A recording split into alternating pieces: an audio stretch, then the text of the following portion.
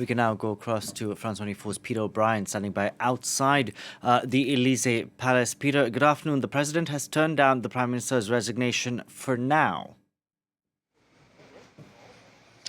That happened fairly quickly this morning when Gabriel Attal turned up at around 11:30 a.m. We then heard from the Elysee saying that he would be asked to stay as Prime Minister for the moment to ensure the stability of the country. That's, of course, before the Olympic Games come up and the 14 Juillet celebrations. And in any case, while we've got this fractured parliament with no clear absolute majority and no coalition able to put forward a government that would withstand a vote of no confidence, it was very likely to be Attal's remaining on as a caretaker Prime Minister. Now, he's still actually there in the Elysee Palace behind me, the Prime Minister, along with Interior Minister Gérald Darmanin and a few other big wigs from the Renaissance, Macron's party. They're now defining their strategy over the next 9-10 days of how they're going to try and coalesce into some sort of coalition with other parties.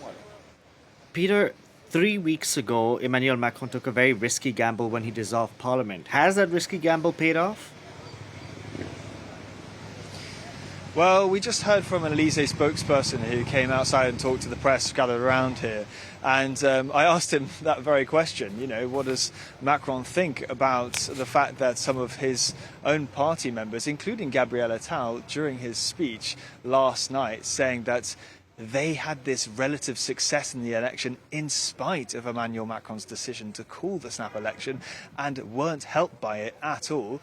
The spokesperson told me that this was a rather pessimistic way to look at it. And actually, he said, let's look at what the French voters have decided. They've voted in favour, he said, of what they were calling an arc républicain. That's this very French way of putting it, but a kind of representation of pro-democracy, pro-French Republic parties and candidates who've now been elected to the French Assembly. He says that's what we should be thinking about here. So obviously, but we've still got this divide between Macron, but probably looking at what's happened here and thinking that was a relative success, and then a lot of members of his centrist bloc who still think it was a massive risk, and if it hadn't paid off, we could have had what all of the polls were expecting, the far right at the gates of power, so the cliche goes.